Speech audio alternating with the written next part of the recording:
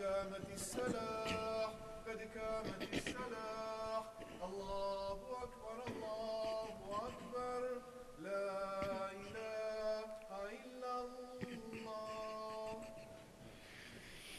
الله أكبر.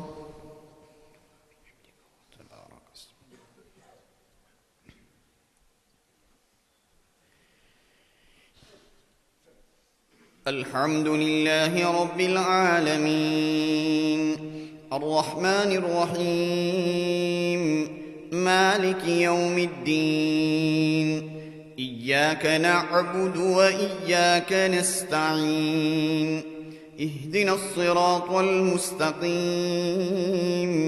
صراط الذين أنعمت عليهم غير المغضوب عليهم ولا الضالين.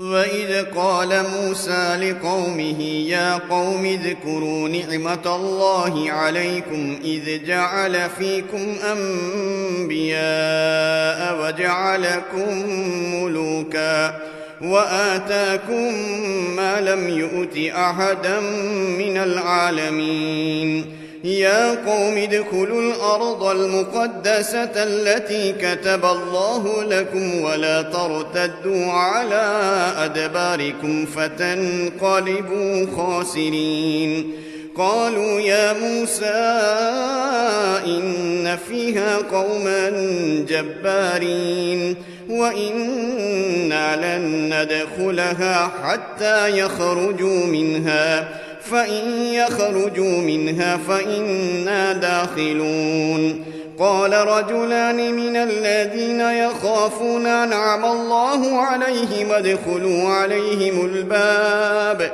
فإذا دخلتموه فإنكم غالبون وعلى الله فتوكلوا إن كنتم مؤمنين قالوا يا موسى إنا لن ندخلها أبدا ما داموا فيها فاذهب أنت وربك فقاتلا إنها هنا قاعدون قال رب إني لا أملك إلا نفسي وأخي ففرق بيننا وبين القوم الفاسقين قال فإنها محرمة عليهم 40 سنة يتيهون في الأرض فلا تأس على القوم الفاسقين واتل عليهم نبأ بني آدم بالحق إذ قربا قربانا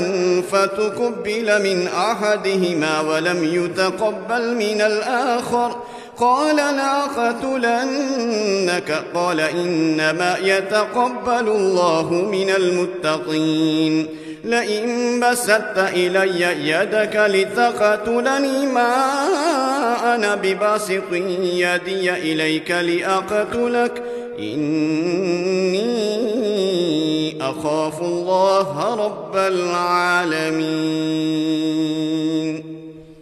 الله أكبر.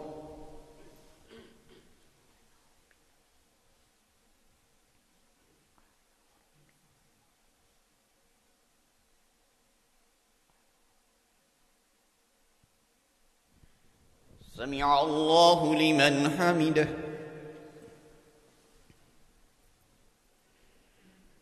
الله أكبر.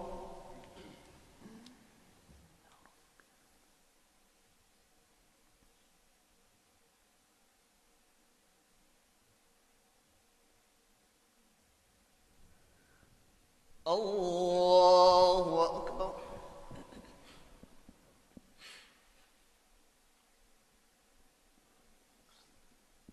الله أكبر.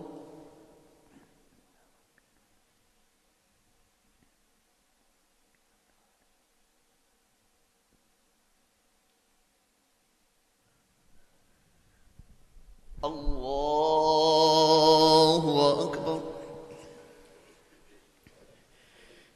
الحمد لله رب العالمين الرحمن الرحيم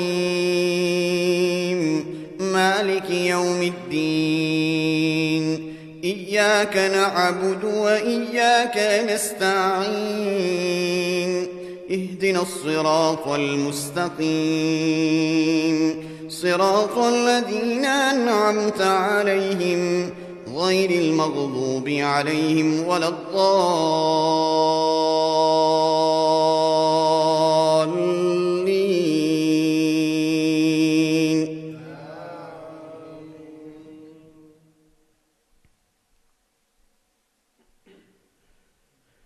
وما تلك بيمينك يا موسى؟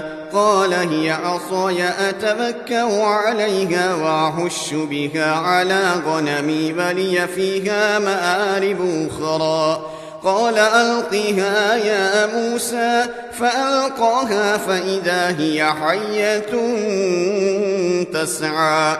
قال خذها ولا تخف سنعيدها سيرتها الأولى واضمم يدك إلى جناحك تخرج بيضاء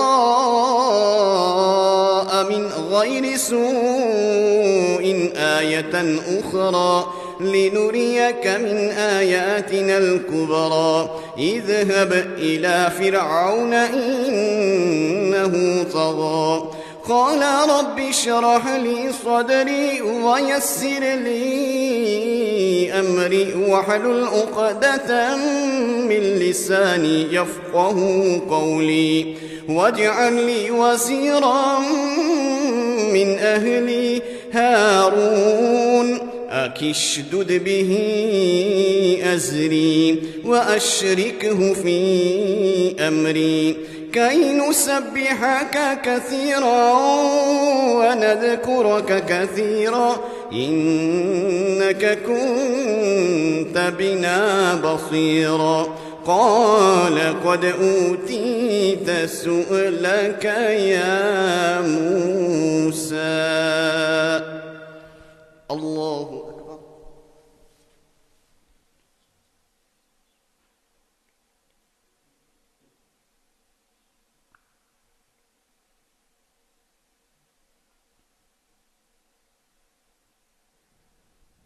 سمع الله لمن حمده. اللهم لك الحمد كله ولك الشكر كله ولك الملك كله ولك الخلق كله بيدك الخير كله وإليك يرجع الأمر كله. اللهم لا أحصي ثناء عليك أنت كما أثنيت على نفسك. اللهم هدنا فيمن هديت وعافنا فيمن عافيت وتولنا فيمن توليت وبارك لنا الله فيما أعطيت وقنا واصرف عنا شر ما قضيت إنك تقضي بالحق ولا يقضى عليك إنه لا يذل من واليت ولا يعز من عاديت تباركت ربنا وتعاليت. نستغفرك اللهم من كل ذنوب وخطايا ونتوب إليك. اللهم اغفر لنا ولوالدينا ولآبائنا ولأمهاتنا ولأزواجنا ولذرياتنا ولجداتنا ولجميع المؤمنين والمؤمنات والمسلمين والمسلمات الأحياء منهم والأموات. اللهم آت نفوسنا تقواها وزكيها أنت خير من زكاها أنت وليها ومولاها. اللهم إنا نستعينك ونستغفرك ونؤمن بك ونتوكل عليك ونثني عليك الخير ونشكرك ولا نكفرك ونخلو من يفجرك. اللهم إياك نعبد ولك نصلي ونسجد وإليك نسعى ونحفد ونرجو رحمتك ونرجو رحمتك ونخشى عذابك، إن عذابك بالكفار ملحق. اللهم تقبل منا صيامنا وقيامنا وركوعنا وسجودنا وتلاوتنا وأذكارنا وجميع صالح الأعمال منا. اللهم سلمنا لرمضان وسلمه لنا وتسلمه منا متقبلا. اللهم وفقنا لما تحب وترضى عدد ما تحب وترضى يا كريم، واجعل آخرتنا خيرا من الأولى. اللهم أحينا ما علمت الحياة خيرا لنا، وتوفنا إذا علمت الوفاة خيرا لنا. وصلى الله تعالى على خير خلقه محمد وآله وأصحابه أجمعين. الله أكبر.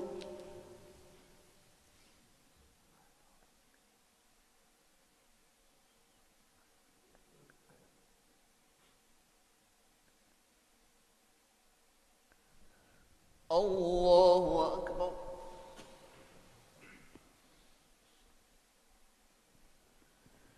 الله أكبر.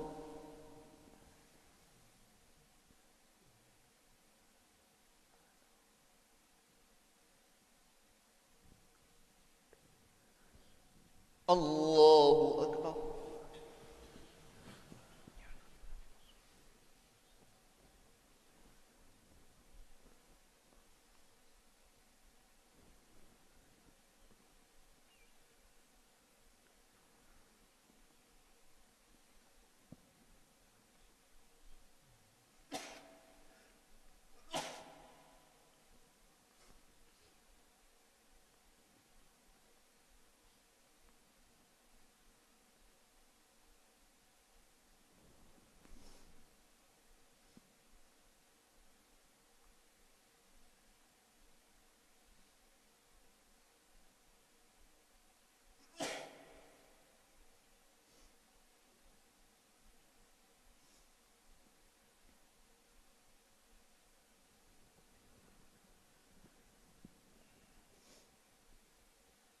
السلام عليكم ورحمة الله. السلام عليكم ورحمة الله. الله أكبر. استغفر الله استغفر الله استغفر الله الذي لا إله إلا هو. Inshallah, from tomorrow Fajr Salah will be at 4:55, 5 to 5. आइंदा कल से फजर की जमात 4:55 पे होगी. اللهم أعنا على تلاوة القرآن وذكرك وشكرك وحسن عبادتك. اللهم بك أصبحنا وبك أمسينا وبك نحيا وبك نموت وإليك النشور. اللهم ما أصبح بنا من نعمة أو بأحد من خلقك فمنك وحدك لا شريك لك، فلك الحمد ولك الشكر. اللهم أصبحنا وأصبح الملك لله رب العالمين. اللهم إنا نسألك خير هذا اليوم ونصره وفتحه وبركته وهداه، ونعوذ بك من شر هذا اليوم ومن شر ما بعده. رضينا بالله ربا وبالإسلام دينا وبمحمد نبيا ورسولا صلى الله عليه وسلم. بسم الله الذي لا يضر مع اسمه شيء في الأرض ولا في السماء وهو السميع العليم. نعوذ بكلمات الله التامات كلها من شر ما خلق. اللهم إنا نعوذ بك من زوال نعمتك وتحول عافيتك وفجاءة نقمتك وجميع سخطك. اللهم أنت السلام ومنك السلام، تباركت ربنا وتعاليت يا ذا الجلال والإكرام. وصلى الله تعالى على خير خلقه محمد وآله وأصحابه أجمعين برحمتك يا أرحم الراحمين. इंशाअल्लाह अभी हज़रत मुफ्ती आदम साहब का प्रोग्राम होगा.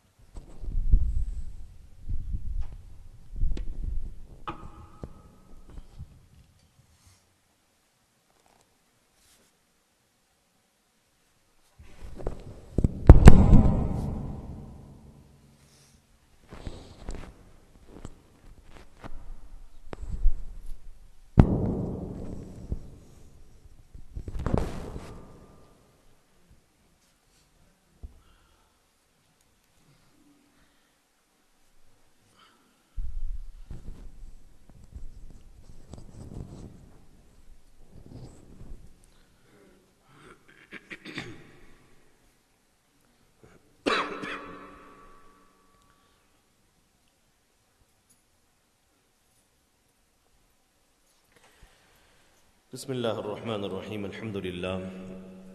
الحمد لله وكفى وسلام على عباده الذين اصطفى أما بعد فأعوذ بالله من الشيطان الرجيم بسم الله الرحمن الرحيم إن الله وملائكته يصلون على النبي يا أيها الذين آمنوا صلوا عليه وسلموا تسليما. Recite the Sharif. اللهم صل على سيدنا محمد وعلى آل سيدنا محمد كما صليت على إبراهيم وعلى آل إبراهيم إنك حميد مجيد. اللهم بارك على سيدنا محمد وعلى آل سيدنا محمد كما باركت على إبراهيم وعلى آل إبراهيم إنك حميد مجيد. This is our 9th lesson today. Is that right? Yeah? 9th lesson of the book of Ibn al-Qayyim rahmatullah alayh, Al-Jawab Al-Kafi liman sa'ala an ad-dawa' ash-shafi. The sufficient response or the sufficient answer to the one who asked regarding a healing cure, a complete cure. The other name of the book is Ad-Da'u wad-Dawa, the sickness and the cure, where Imam Ibn al-Qayyim rahmatullah alayh has set out to answer a question of one person who asked, what is the solution, or what do the scholars say regarding a person who has fallen into a sin and the person knows that this sin is harmful for them in this world and the hereafter. He or she has tried to quit the sin so many times, but despite that is not able to, and it just becomes more and more difficult. What's the way out? So in answering this question, Ibn al-Qayyim rahmatullah alayh has compiled a whole book, and this is the book that we're going through. Now, most recently, Ibn al-Qayyim rahmatullah alayh, one of the things he said, that in order to be able to give up a life of sin, a person needs to know the harmful effects of sins. This is a knowledge that everybody needs to learn and study and acquire. So we've been going through, he's mentioned many, we've been going through selected ones. How many have we covered so far? 17, well remembered, mashallah. So in the last session, which was yesterday after Asr, we did 14, 15, 16 and 17. Let's do a quick recap of what they were. So who can remind us what number 14 was? Very good. يَخْرُجُ الْعَبْدِ مِنْ حدود الإحسان. It takes you out of the circle of ihsan, we said, دائرة الإحسان. So there's awareness of Allah subhanahu wa ta'ala. When a person keeps committing sins, it pushes you further and further away to the boundary, and then you come out of the boundary of ihsan, and that is having the awareness of Allah. Then even if the awareness of Allah does appear, a person blocks it out, or then a person doesn't have the awareness of Allah at all, as a result of which a person continues committing sins. So that is harmful effect number 14 of committing sins. It takes a person out of the circle of ihsan. And number 15, it weakens the heart in doing what? So we've spoken about weakening the heart on a number of occasions. This one specifically said it weakens the heart in its journey to Allah subhanahu wa ta'ala. MashaAllah, you guys are following well. So weakens the heart in its journey to Allah subhanahu wa ta'ala, and it makes it so weak, and that weakness then either stops the heart totally or blocks it. And this stopping or blockage happens in one of 8 ways. And the Prophet sallallahu alaihi wasallam, he sought Allah's protection from 8 things. So when a person commits sins, the heart's journey to Allah becomes weak. And that becomes apparent in one of 8 ways. Which are they? What are the 8 ways in which it becomes apparent? Al-ham wal-huzan. The Prophet sallallahu alayhi wa sallam, Allahumma inni a'udhu bika min al-hammi wal-hazan. So he said that, oh Allah, I seek your protection from grief and anxiety. So a person committing sins, the heart becomes weak in its journey. How do we know that? Because what happens is the heart then experiences either grief, so you're worrying about something that happened in the past. This is many times, not always, but many a times a result of the sins. Because the heart has now been, because when you're worrying about the past, you can't worry about the now. And what you need to do now is good deeds. So this worrying stops a person from doing the good deeds now. Because then a person is living in the past, not in the now. And we need to be living in the now. Or hazan. Hazan is when a person is having anxiety about future, worrying about the future. Again, that paralyzes you from doing amal. Now remember, everything we're speaking about is about amal and good deeds. That's what we need. Simple. This is the simple message of Ibn al-Qayyim rahmatullah, and everybody knows this. but we find it really hard to carry it out. So he's explaining to us how all of this works and how to kind of overcome these challenges. And then he said, Al-Hammi wal-Hazan, and then Ajzi wal-Kasal. The other two ways it could happen is either a person experiences inability, incapability. You just feel, I can't do this. This is beyond me. We went and spoke about this in a lot of detail yesterday. And then kasal is laziness, being lethargic, just can't be bothered doing something. You can do it. You've got the energy. You've got the know-how. You know what to do. You've got time, but you just can't be asked. So this is also an effect of committing sins. And jubni wal bukhl, cowardice and miserliness. And this stops you from acting as well, because cowardice stops you from doing good deeds in terms of helping somebody. You coward out of the opportunity. And bukhl stops you from helping somebody financially in the now. And the last two were ghalibati ad-dayn wa qahri ar-rijal, overpowering debts and overpowering people. So the Prophet ﷺ made a dua, and he mentioned all 8 of these in one hadith. Ibn al-Qayyim rahmatullah alayhi says, one of the harmful effects of committing sins, that it weakens the heart in its journey to Allah. And then that weakness becomes apparent in one of these 8 ways. And so that was number 15. Then number 16. So committing sins makes you trapped in the prison of shaitan and the nafs. This person, like today, in the world, people think that they are liberal. They are free. Do what I want. Freedom of speech, freedom of action, freedom of this, freedom of that. Liberalism. Okay? This is what's being promoted. But Ibn al-Qayyim rahmatullah is telling us, from an Islamic perspective, for Muslims, that's not liberalism. That's the greatest imprisonment you can have. Because 24 hours, there is no one who is more shackled, more restricted, more confined than a person who's committing sins. The liberal is the person who's doing good deeds, because you're free. This would be called free spirit. Because you're going and doing what you're supposed to be doing here. And you're earning yourself total liberation and freedom in the hereafter. But a person who's living a life of sin, you've become a slave of your nafs and your shaitan, and totally shackled. Every time a person commits a sin, it's like another chain. Another sin, another chain, another sin, until a person is totally chained up. You can't move, because shaitan owns you now. He controls you. You are in these chains of shaitan.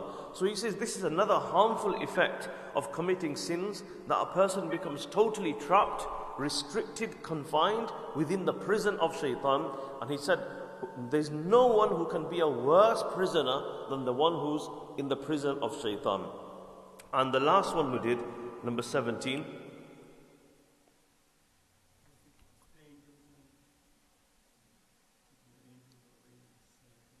Very good. So you push away your protectors. A person pushes away. Allah has placed with every single person one angel and one shaitan. Everyone has this, whether you believe it or not. Even now, you've got one angel with you, one shaitan. This is just assigned for you. Just for you. Everywhere you go, they are with you. All the time. So this angel that's with you, the job of that angel is to always direct you towards good. Help you to do good deeds. Now what happens is, when a person commits sins, each time a person commits a sin, you're pushing that angel away. Further and further. One hadith we learn that when a person speaks one word of a lie, because this sin, we can't see it, but sins have a smell. They have an odor, they have a stench. We can't see it.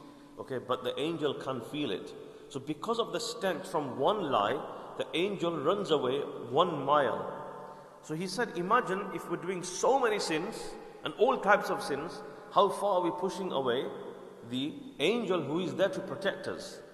On the flip side, he said, if we do good deeds, and if we don't give in to shaitan, this angel now is our protector, is our guide. Will wake you up for Fajr, will wake you up for Tahajjud, will tell you to read Quran, will help you, will assist you, will protect you. Not just in your life. We read the verse of the Quran, where at the time of death, Quran says, إِنَّ الَّذِينَ قَالُوا رَبُّنَا اللَّهُ ثُمَّ اسْتَقَامُوا. Those who believe and stay firm on the good deeds. They don't give up. They don't go towards sin. Sin will come, we're human beings, but they try to push the sin away and do the good. What will happen? تَتَنَزَّلُ عَلَيْهِمُ الْمَلَائِكَةُ. At the time of death, those same angels will come, and more angels will come.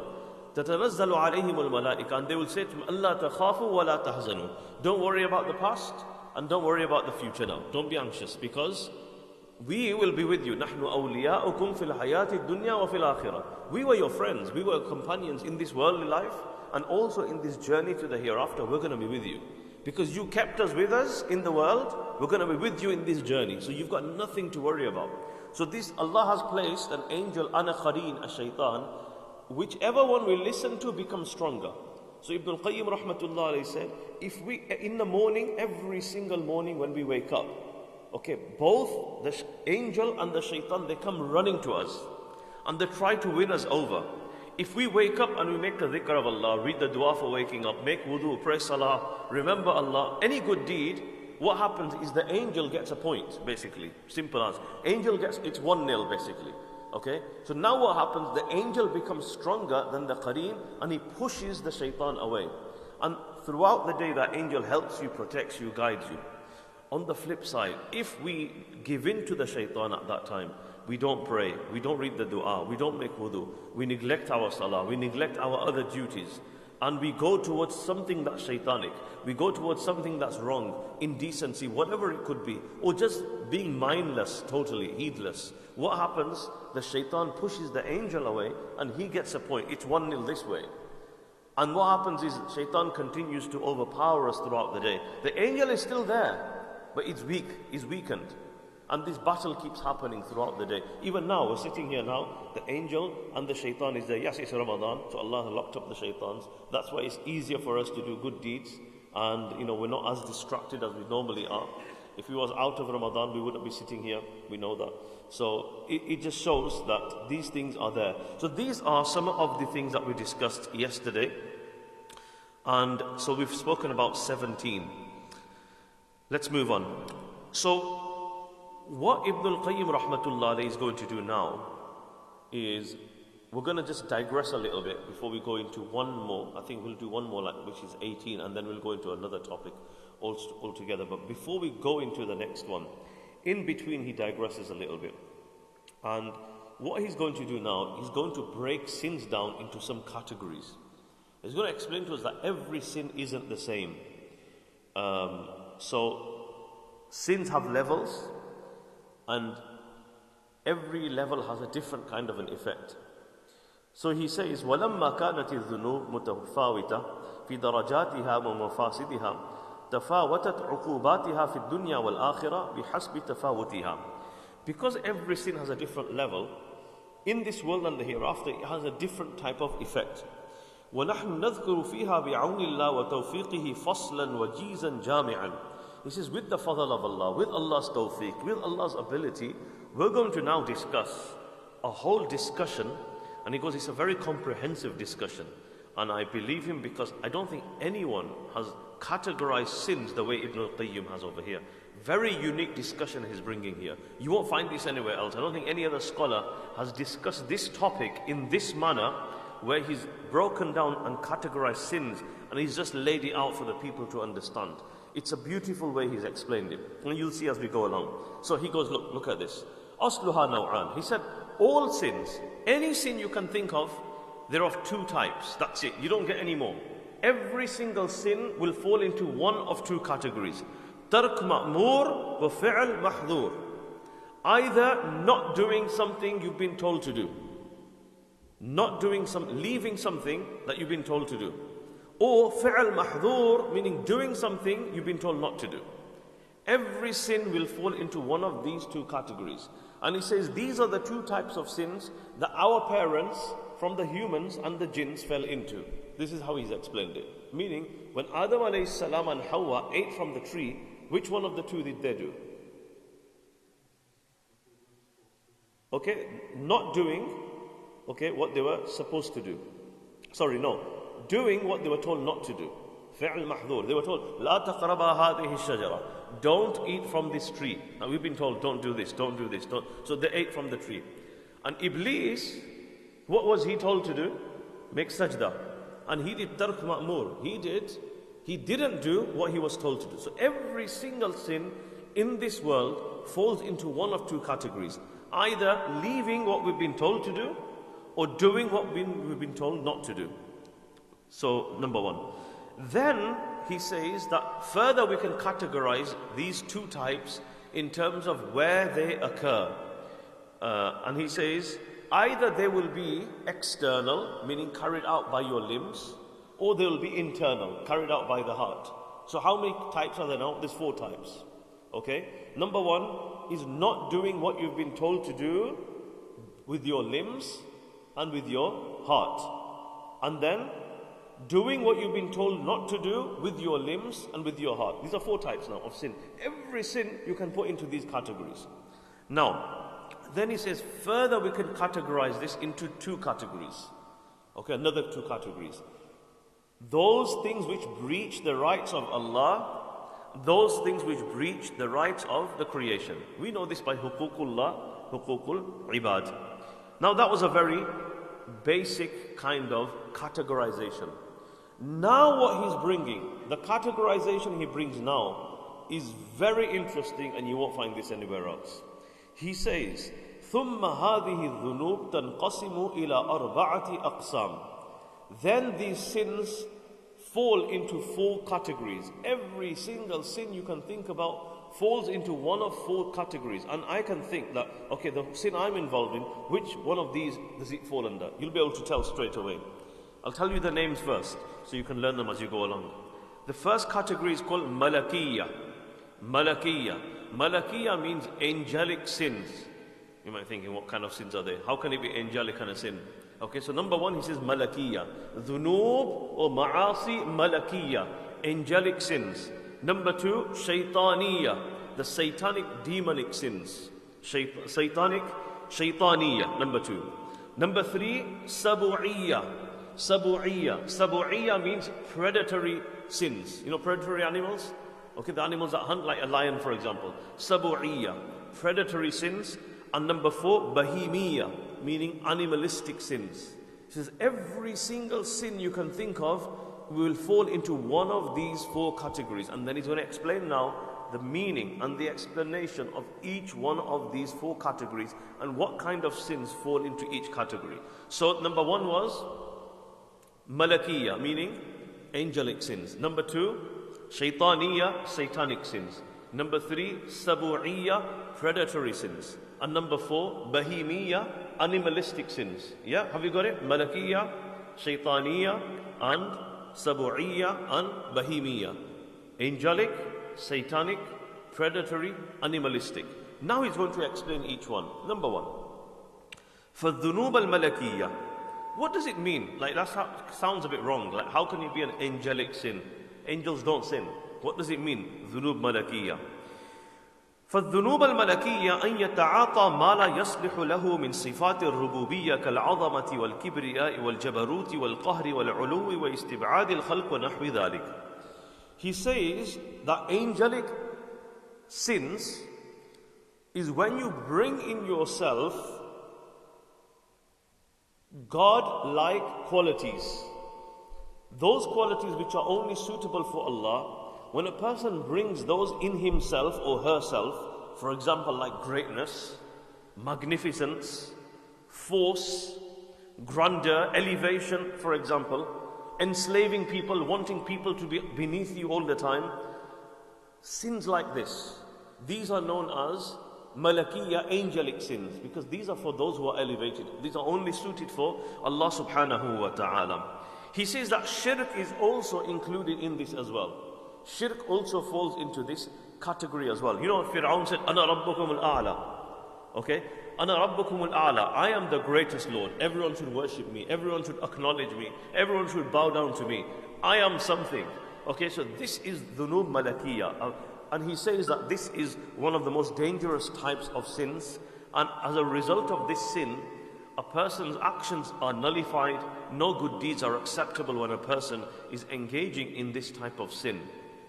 So that was the first category of sins. Dhunub, malakiyya, angelic sins. Number 2, وَأَمَّا الشَّيْطَانِيَّةِ. Now he's saying, what does it mean, satanic sins? And why do we call them satanic sins? فَالتَّشَبُّهُ بِالشَّيْطَانِ فِي الْحَسَدِ وَالْبَغْيِ وَالْغَشِّ وَالْغِلِّ وَالْخِدَاءِ وَالْمَكْرِ وَالْأَمْرِ بِمَعَاصِ اللَّهِ وَتَحْسِينِهَا. He says the second category is called satanic sins. Why are they called satanic sins? Because in this a person resembles shaitan. These are satanic and demonic because these are things that shaitan did and does. For example, jealousy. Okay, we know he was jealous of Adam alayhi salam. So if anybody has jealousy, then you are carrying out a satanic sin. Wal-baghi, rebellion. If a person rebels against commands of Allah, then this is satanic, because that's what shaitan did. Allah told him to pray, to make sajda. And he said, no, I'm not going to pray. So this is satanic. Wal-ghash, to trick people. Man ghashana falaysa minna. The Prophet sallallahu alaihi wasallam said, whoever tricks us is not from amongst us. You know, once the Prophet sallallahu alaihi wasallam, he was in Medina Munawwara going in the streets. And he saw some people selling things. And he came across a person selling barley wheat. So he had his little stall and he's selling barley. It's probably like, just imagine it being in a box or something, or in a basket, whatever it was in. So he looked at it and he looked really dry and nice. So the Prophet ﷺ put his hand inside. And when he put his hand right to the bottom, inside it was all wet. He said, what's this? What's going on here? And he says, oh Prophet of Allah, last night it rained. Last night it rained. What can I do? Like, it rained and my stock all got wet. So he's saying, well, why have you put the wet part at the bottom? You should put that at the top. If anybody buys, you're going to scoop it out. They don't know, they think it's all dry, they're looking at the top. And then this is why he said, Man ghashana falaysa minna. Whoever tricks us, deceives us, is not a Muslim. That person is not a Muslim. How common is this nowadays? To cheat people, okay? Whether you're selling fakes as originals, whether you can put so many things into this category. Hiding the fault, okay? Selling a car, it's damaged, it's this, it's that. Selling a house and there's problems with it and just covering it up. There's so many examples we can go through there, and it's so common we don't even think of it. If there's a fault with something, you need to tell the person that, look, this is what's wrong with it. Otherwise, this falls under the category of deceiving someone. Embezzlement, for example. Wal-khida, deceiving people. Al-makr, plotting and conspiring against people. Wal-amru bi-ma'asillah, telling other people to do wrong things. Instructing people to do, these are all satanic things. وَتَحْسِينِهَا, so this is another level now. One is you're encouraging people to do sins, which is, again, this is trending now. Encouraging people, you've got challenges now, online challenges. Okay, the whole world is a global challenge. Like, who can do this? Okay, who can do this? You're egging people on to commit a sin.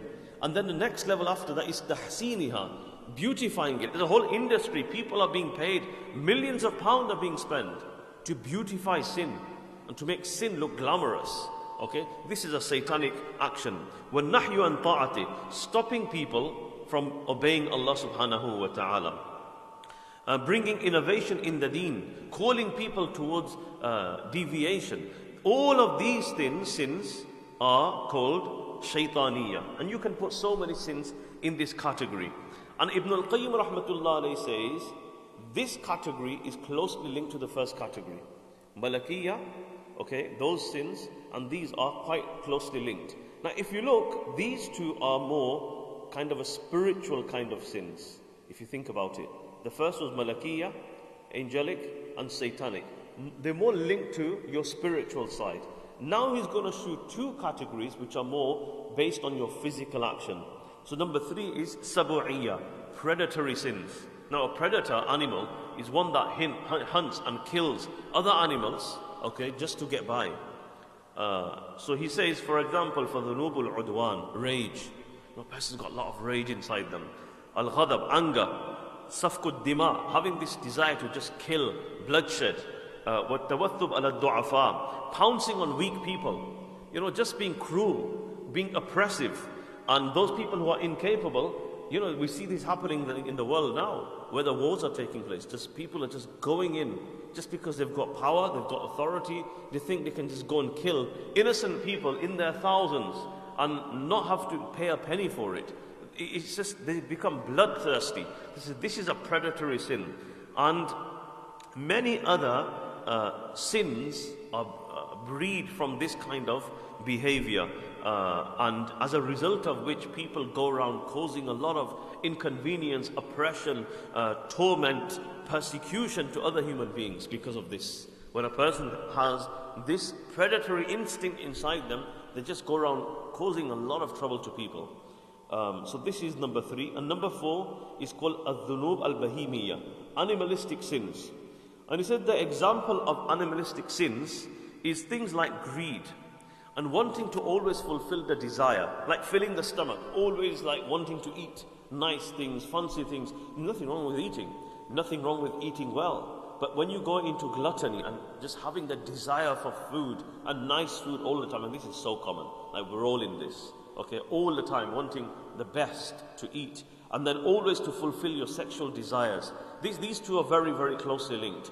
Fulfilling the desires of the stomach and fulfilling the sexual desires, they're closely linked together. That's why fasting really helps to control the sexual desires. That's why the Prophet ﷺ said that, oh young people, get married, because getting married will help you to lower your gaze and make you more chaste. And he said if you can't get married, you should fast, because fasting it will control your desires if you fast properly. Not like the fast that we do. We eat more in our fast. That's why in the fast a person finds it difficult. And then people end up doing what they're not supposed to, even in their fast. And then they come and ask the question, oh, what shall I do? I messed up in the fast. So the idea here is to limit our eating so that it has an impact on our nafs, so that we're able to control the desires. So he says these kind of things are called animalistic sins. This is where zina comes in. Every type of zina, anything linked to zina, okay, from A to Z, everything that's linked to zina, because zina is a very broad topic. It's not just the act of zina, it's everything that leads to it and everything that happens before it. It all falls into this category of animalistic sin. Same as homosexuality as well. That also falls into this category as well. Theft, for example, usurping the wealth of an orphan. Allah has put beneath you, made you responsible of an orphan, for example. Now some people who are vulnerable, those who are weak, those who are disabled, they get special funding. And a lot of times what happens, we hear these stories that they're getting a lot of money into their account because of the weakness that they have. They might not be able to access it because they're incapable, maybe they're underage. But the people, the caretakers, what they do, they just usurp it all. So this is aklu malul yatim. And Quran speaks about this, that when a person eats the wealth of an orphan, you're not eating money, you're eating the flames of the fire of hell. إِنَّمَا يَأْكُلُونَ فِي بُطُونِهِمْ نَارًا وَسَيَصْلَوْنَ سَعِيرًا. So this is something. Similarly, bukhl, miserliness, shuh, jubn, cowardice, and just having a lot of stinginess inside you. Similarly, al-hala wal-jaza', like being very panicking all the time. This is satanic as well. Being impatient, it can become satanic as well, because the Prophet ﷺ said, calmness is from Allah. And just rushing things and just doing things really quickly and just not seeing things properly, this is satanic. وَالْعُجْلَةُ مِنَ الشَّيْطَانِ, just rushing things through and not seeing things through properly and not taking things easy. So this is also a satanic act as well. So this is just giving some examples. وَهَذَا الْقِسْمُ أَكْثَرُ ذُنُوبِ الْخَلْقِ. He says most of the people in the world, the sins that they commit fall under this fourth category. Most of the things that we do, they fall under this category, animalistic sins, al-bahimiyya. And he even gives a reason why. He says the reason is because people can't reach the other categories. If they could, because people are incapable of reaching the other categories, they would have. But because we can't, yesterday we were speaking about social shame, for example, or just other things. Had these things not been there as a prevention, this is the, so it goes on in this order. So you start from the animalistic sins, and then when you lose the shame, you go into the predatory sins, and when you go beyond there, you go into the, which one? The satanic sins, and then you go into the angelic sins. And that just destroys a person totally. So he's saying that if it wasn't for, inability, that people couldn't really do a lot of the other sins, they would have done them. But that's why most people fall in this category, he says. وَمِنْهُ يَدْخُلُونَ إِلَى سَائِرِ الْأَقْسَامِ. But from this category, animalistic sins, people go into the other categories as well. Like for example, the satanic sins are very common. Okay, satanic sins are also very common. But this is they start from the animalistic sins. If you keep doing more and more of the animalistic sins, that leads you towards the other categories as well. Now, as human beings, it's interesting because we've been told to have a balance between the animalistic things and the angelic. Angelic, we don't mean in the terms of the good angels. We're talking about these angelic sins we're talking about. So we're supposed to have a balance in between, where we don't elevate ourselves and think ourselves above the rest of the world, and we don't stoop so low and carry out animalistic sins. It's a beautiful balance where we're expected to be in the middle. So we're not being asked to go against ourselves and be on one extreme. Allah subhanahu wa ta'ala wants us to be in the middle. وَمَنْ تَأَمَّلَ هَذَا حَقَّ التَّأَمُّلِ تَبَيَّنَ لَهُ أَنَّ الذُّنُوبَ دَهْلِيزُ الشِّرْكِ وَالْكُفْرِ وَمُنَازَعَةِ اللَّهِ رُبُوبِيَّتِهِ. He says, anyone that ponders and thinks about this, what we've just discussed closely, you'll realize that committing sins is the porch to shirk and kufr. What's a porch? Where does a porch come in your house? Okay, so you've got your front door, and then you've got your house. Okay, in between your actual house and your front door, there is an area, and that we call the porch. So he says committing sins is like a porch to what? Kufr and shirk. That's what it is. Because this is how you should view it.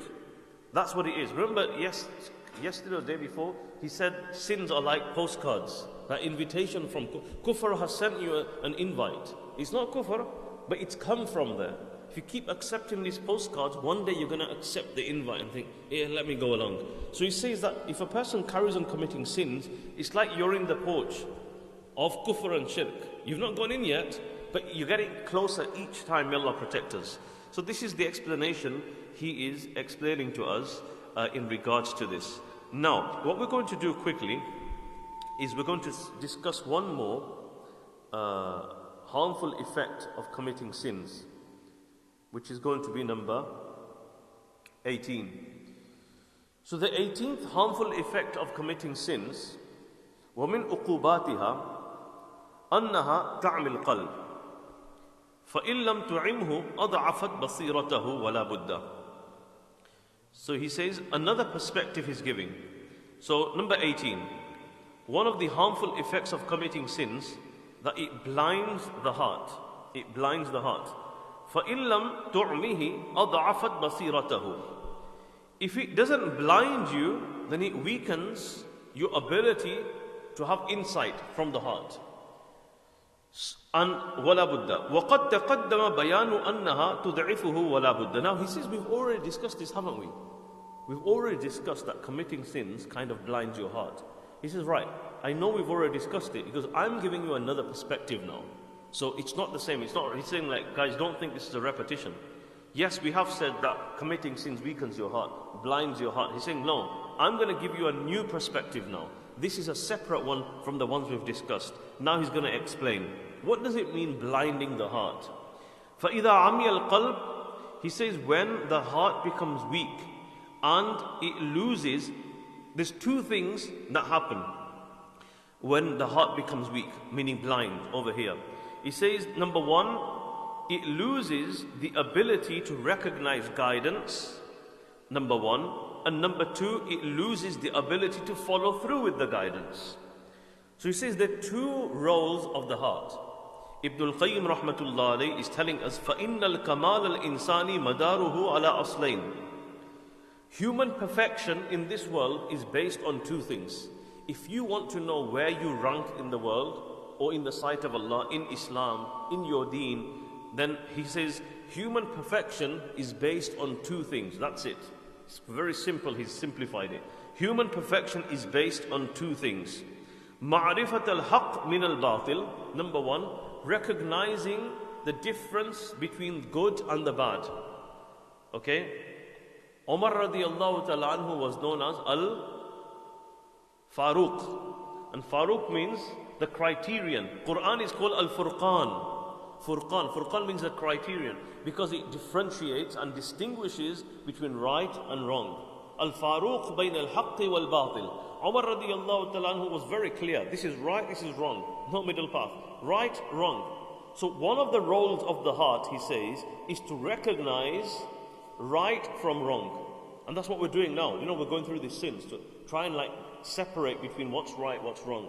So it's the ability to recognize what's right and wrong. So this is one role of the heart. The ability to recognize and distinguish between right and wrong. The second role of the heart is to follow that through. Can you see? They're both very different. A lot of us know what's right and wrong, but we don't do it. Some people are very vocal, they want to do things, but then they don't really know what's right and wrong. They're all mixed up in their ideas. So you need both of them. So human perfection is based on two things. Number one, recognize right from wrong. And that's what we call basira, insight. To be able to know, differentiate between right and wrong. And number two, to be able to follow through with it. Do the things that are right and don't do the things that are wrong. And then encourage other people to do right, stop other people from wrong. This is what human perfection is based on. So what he's saying now is everyone has a different level in this world and then life hereafter based on these two qualities. Every single person has a different rank. Okay, if you want to grade yourself, okay, this is a grading system. This is how we grade ourselves in this world. It doesn't matter how much money you've got, it doesn't matter how you look, it doesn't matter whether you're married or not, it doesn't matter if you've got a degree or not, that doesn't really matter. That doesn't grade you. That doesn't give you a ranking in this world. What gives you a ranking in this world is these two things. Number one, how well can you recognize right from wrong? Number two, how well are you following through with it? That's it. That is the ranking system, he says, in this world, in this worldly life and also in the hereafter as well. That's it. Nothing else is going to be looked at. Allah's not going to look at how much money this person has, how much this, how much. Allah's going to look at these two things. How well you recognize right from wrong, number one, and how well you saw that through and you practiced on it. And he's taken this from the Quran. He says, وَاذْكُرْ عِبَادَنَا إِبْرَاهِيمَ وَإِسْحَاقَ وَيَعْقُوبَ أُولِي الْأَيْدِي وَالْأَبْصَارِ. Allah says in the Quran, O Muhammad sallallahu alaihi wasallam, make mention of our slaves, Ibrahim, Ishaq, Yaqub. He mentions three prophets. And he described them, Ulil Aidi, they are people of power, wal abasar, and sight. And the scholars say power here means spiritual power, meaning seeing things through, practicing on the knowledge that you have. This is Ulil Aidi, these are people of power, okay? Not physical power. It's talking about spiritual power to be able to follow through with what's right and stay away with what's wrong. And abasar means people of sight, not people who can see, not eyesight. It's talking about insight, to be able to recognize right from wrong. So he says he says these are the people who have attained the highest rank of truth in this world and also the hereafter. So if your ability, two qualities there are two qualities. Now, in regards to these two qualities, he says there are 4 levels of people. Got a lot of numbers today. So, in regards to these two qualities, what are the two qualities? The ability to distinguish between right and wrong. Number 2, the ability to follow through with it. When it comes to these two, there are 4 levels of people. First level, he says. The first level are those, this is the best type of people. And they are those who recognize the right from the wrong, and they implement the right and they stay away from the wrong. And this is the best type of people in the whole world. Okay, the best type of people are those who can recognize and distinguish right from wrong, and they then follow it through. They carry out all the good, they stay away from all of the bad. And this is why it's a duty upon the scholars to speak out. How will people know what's right and what's wrong if the scholars don't speak out? So the scholars' duty is to speak out and to explain to the people and address these issues. These are the things that are right, these are the things that are wrong. Because that's what the Quran has come for. The Quran is called Furqan, Wal Furqan al-Hamid, we say, Al-Furqan. Furqan is a criterion. It tells us what's right, what's wrong. The Prophet ﷺ came to tell us what's right and what's wrong. So it's a duty of the ulama to speak up, to tell the people, this is right, this is wrong. It's a duty of the people to learn and to study. So, he says the first category, first level of people who are top class, they recognize right from wrong and they follow through with right and wrong. The second level of people are the total opposite. The total opposite. So these are the worst people. لا بصيرة في الدين ولا قوة لا تنفيذ الحق. So they fail in both things. They can't differentiate between right and wrong, and they don't follow through with the commands of Allah and Allah's prohibitions. And he says they are the people, they are the majority of the people that are in the world. And he says that when you see them, just looking at them kind of gives you a shiver. He says it is damaging to your soul to be in the company of such people. It weakens your heart, and people like that, they constrict the earth. It's because of such people prices are inflated. Look, he's mentioning. Okay, inflation comes in this world because of such people, and nobody benefits from being in their company. Being in their company doesn't give any benefit whatsoever. So we're living in a very troubling time. This is what we're seeing now. You can't really say anything. You know, you've got the idea of like, you know, we're creating safe spaces. Like, this is a safe space. Like, you can come here. One is a safe space where you're non-judgmental and you're listening to somebody and they can feel comfortable sharing.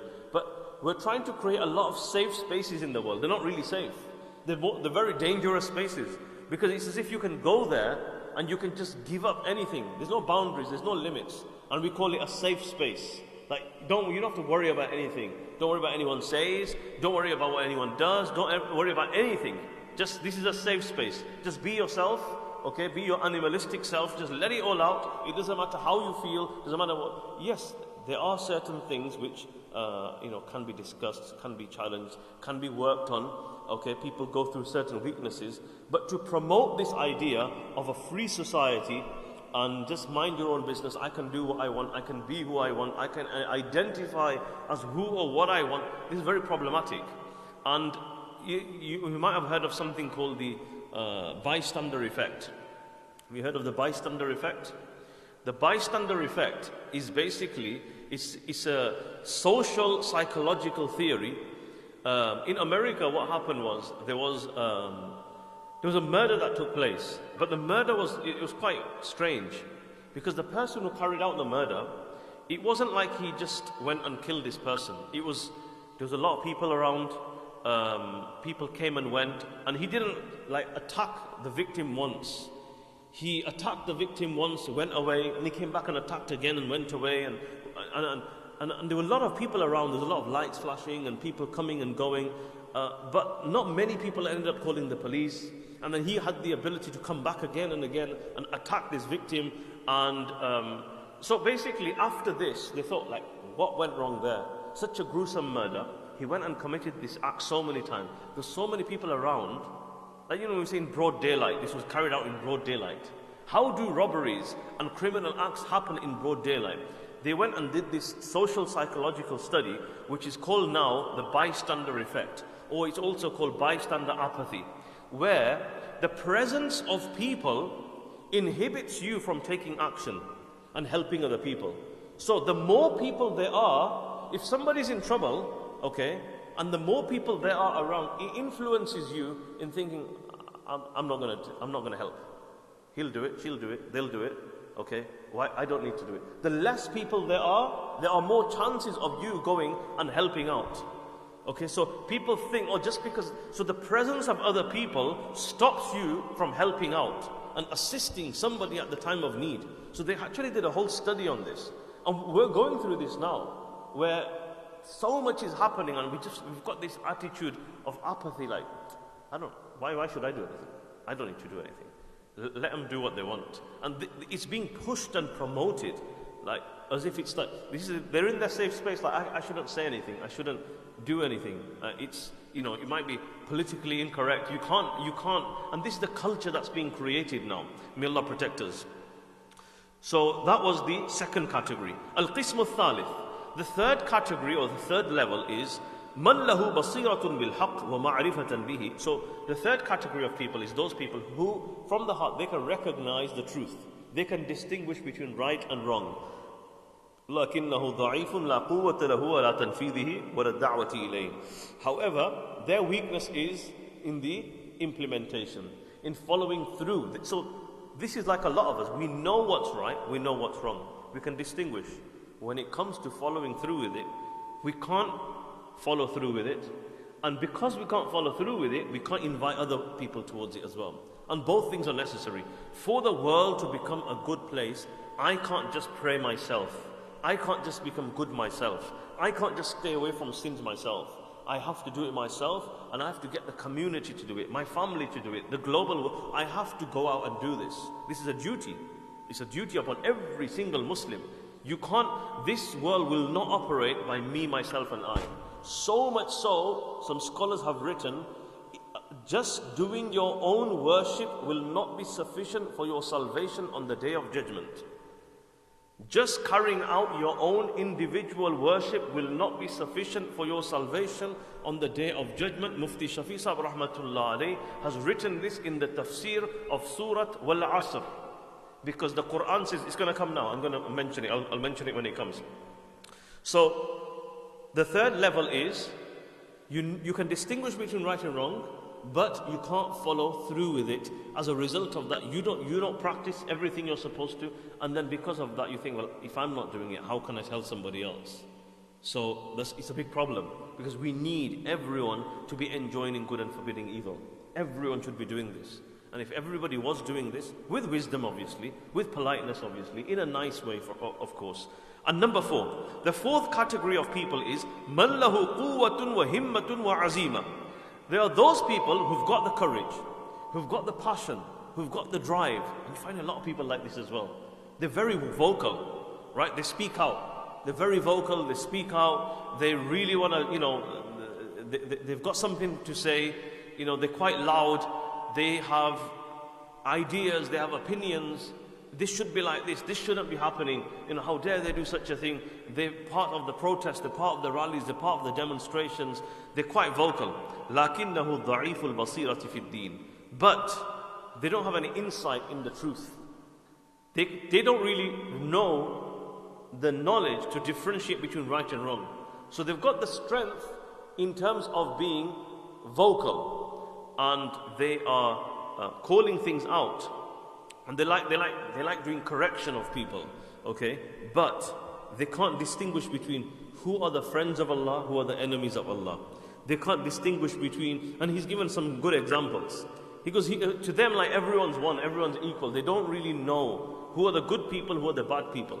And such people you find, like what they do is, you've got a lot of people nowadays, especially with social media, you've got a lot of keyboard warriors, loads of keyboard warriors, and they're just growing and growing. It's like more millions are being created every day, keyboard warriors. They don't have a clue of the religion, right? But they want to be calling everybody out. So they don't distinguish, they don't know a person who, for example, is a friend of Allah and an enemy of Allah.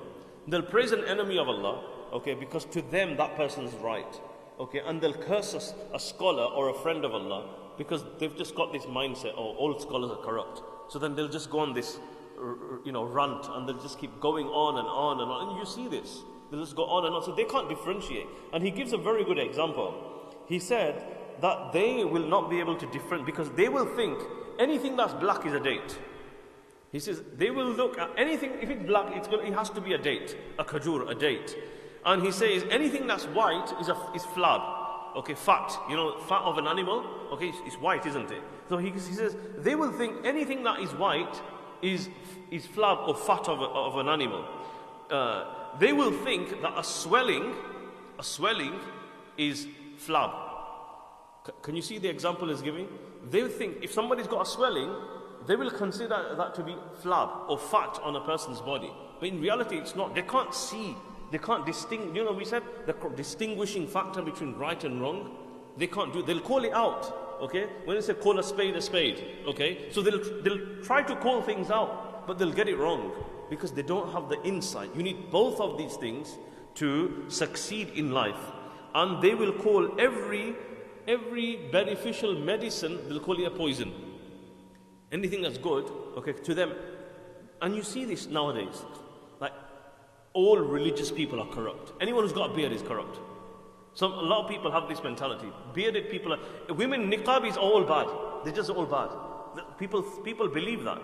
Okay? Yes, there might be a lot of women wearing niqab and doing wrong things. Might be a lot of people having the beard doing wrong things. But you can't go on this thing saying anyone who's got a beard, okay, is corrupt. And they live with this, they believe this. That's why any bearded person, they just avoid them. Thinking, no, this uncle's messed up. Okay, he's a drug dealer. Okay, yep. If you've got a long beard, a druggie, definitely. He might know 1 or 2 or 3 people like that who pray in the front stuff, okay, have a big beard, but then they're dealing drugs. Okay, this happens, it's common. Probably in every masjid we probably have one example of this. But that doesn't mean every single person who has a beard is a drug dealer. But this is they can't differentiate between right and wrong, and this is problematic.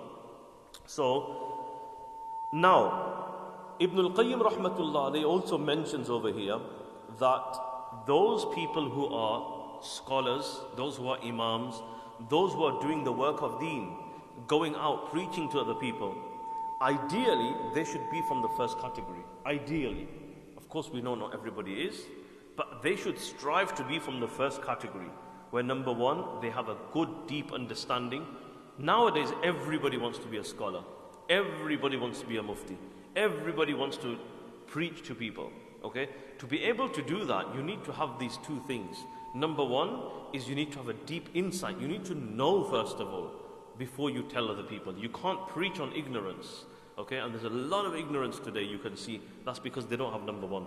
And number 2, at the same time, we need to follow things through. Do the things that are right and stay away from that which is evil. وَجَعَلْنَا مِنْهُمْ أَئِمَّةً يَهْدُونَ بِأَمْرِنَا لَمَّا صَبَرُوا وَكَانُوا بِآيَاتِنَا يُوقِنُونَ. So Quran says, number 1, they recognize the truth, and number 2, they encourage the truth. So we need both. Recognizing the truth, and number 2, to practice and then encourage the truth. Telling other people as well. And we have this in Surah Wal-Asr. Allah subhanahu wa ta'ala says, Wal-Asr. إن الإنسان لفي خسر إلا الذين آمنوا وعملوا الصالحات وتواصوا بالحق وتواصوا بالصبر. Allah promises and He swears an oath by the time. Allah says, by the time. Every single human is in destruction, is in total loss. Everyone. He includes everyone in this. Every single person, every human is in loss, except for people that have 4 qualities in them. If you want to be saved from the loss in this life and on the life hereafter, you have to be doing these 4 things. Most people only do or try and do the first 2. Most people. But we need 4 things, he's saying. Quran, short surah. Imam Shafi'i rahmatullah alayhi said, if Allah did not send down any other part of the Quran, and He sent only Wal Asri, it would have been enough for the guidance of mankind. That's how powerful this surah is. Because He summarized the criteria of success in this one surah. You need 4 things in your life to be successful on the Day of Judgment. Otherwise you're in total. Allah is saying, Innal insana lafi khusr. The whole human race is in total loss, except for people that have 4 things. Number 1, illa alladhina amanu. Except those people who have iman, faith, believe. So alhamdulillah, we believe. We should try and strengthen our faith. Okay, doesn't mean just because we're believers. So number 1, believe. وَعَمِلُوا الصَّالِحَاتِ, and carry out good deeds. So we need to become stronger in carrying out good deeds. But it doesn't stop there, does it? Okay, that's just half the surah. There's another 2 things which a lot of people haven't even heard of. And what are the other 2 things? I only know about having iman, doing good deeds. This is what Mufti Shafi Sahib says, on the Day of Judgment, just having your iman and praying your salah, doing your fast, giving your sadaqah, making your dua, going for Hajj and Umrah just for yourself, this will not be enough to get you salvation on the Day of Judgment. That won't be enough. You have to do 4 things to get salvation on the Day of Judgment. So what's the other 2 things? وَتَوَاصَوْا بِالْحَقِّ وَتَوَاصَوْا بِالصَّبْرِ. Tawasaw means to mutually encourage one another. To mutually encourage one another. وَتَوَاصَوْا بِالْحَقِّ. Haqq is the truth. You know what we're talking about here? Distinguishing between right and wrong.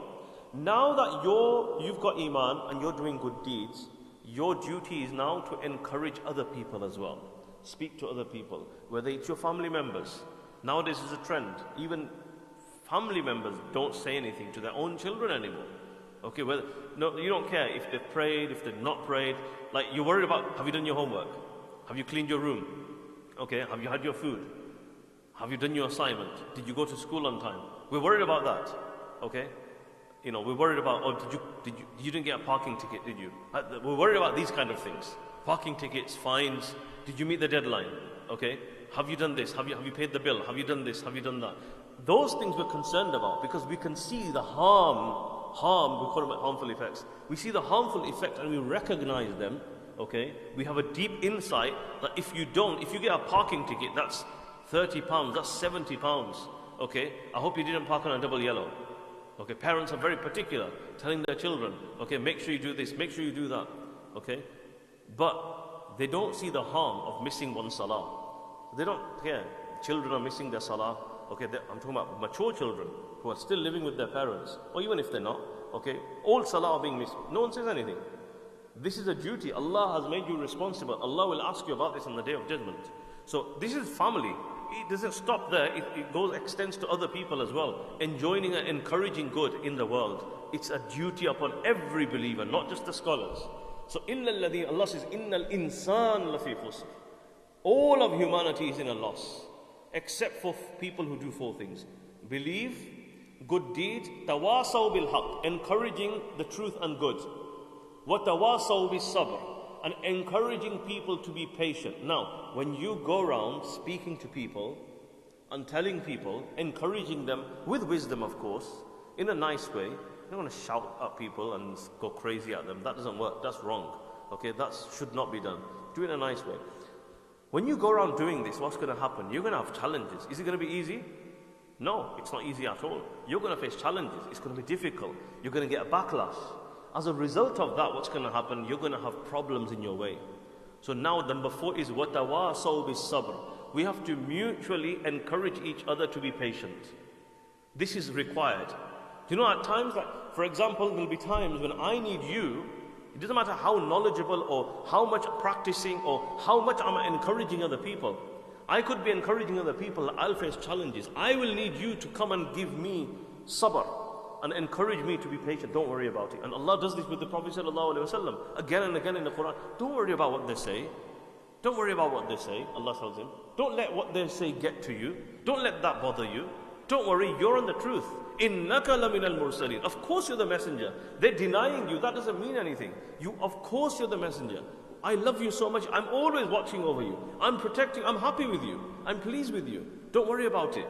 So we need this for each other. Everyone needs it in the world. So 4 things: belief, good deeds, encouraging good, encouraging patience. To get salvation on the Day of Judgment, every person needs to be doing these 4 things. May Allah give us a tawfiq.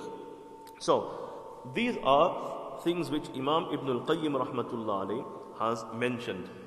Now, when we come to this topic of sins and animalistic sins, just to give you, I'll share with you a little anecdote, if you call it. There was a person who knew of a pious man. And this pious man had a habit of, he wouldn't go anywhere. He'd be in his house. From his house, he'd go straight to the masjid and straight back home. Straight to the masjid, straight back home. Masjid, home, masjid, home. So this youngster, he knew the Sheikh quite well. He had a personal relationship with him. So he could be a bit free with him. And he says, Sheikh, you know, what's this like?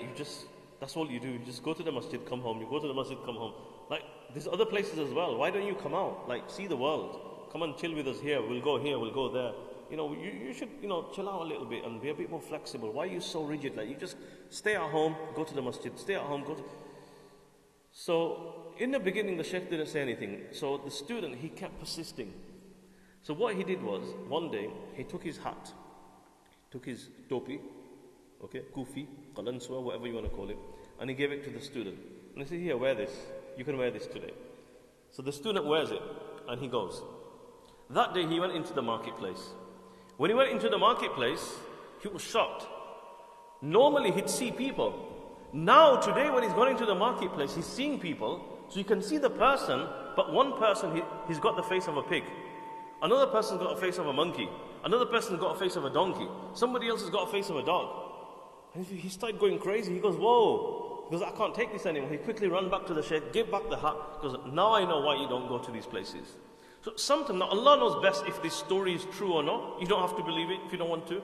But the meaning behind it is, there's meaning and there's depth there. That, these sins, we've just said animalistic sins. Now I should ask myself, which animal am I? based on the sins that I'm committing, okay, which animal am I resembling in the sins? Because every sin, okay, the animalistic sins, okay, they're animalistic. So at the end of the day, Allah created me a human being, not as an animal. Okay, and that's a whole difference between us and the animals. So what this shaykh could see is Allah subhanahu wa ta'ala, sometimes He reveals these things to certain individuals. And there's many stories like this of karamat of awliya which happen, and it's not a time to go into that. Whether we believe this story or not, whether this story is true or not, that's besides the point. The idea of it is true, where these sins are animalistic and they show up in this manner.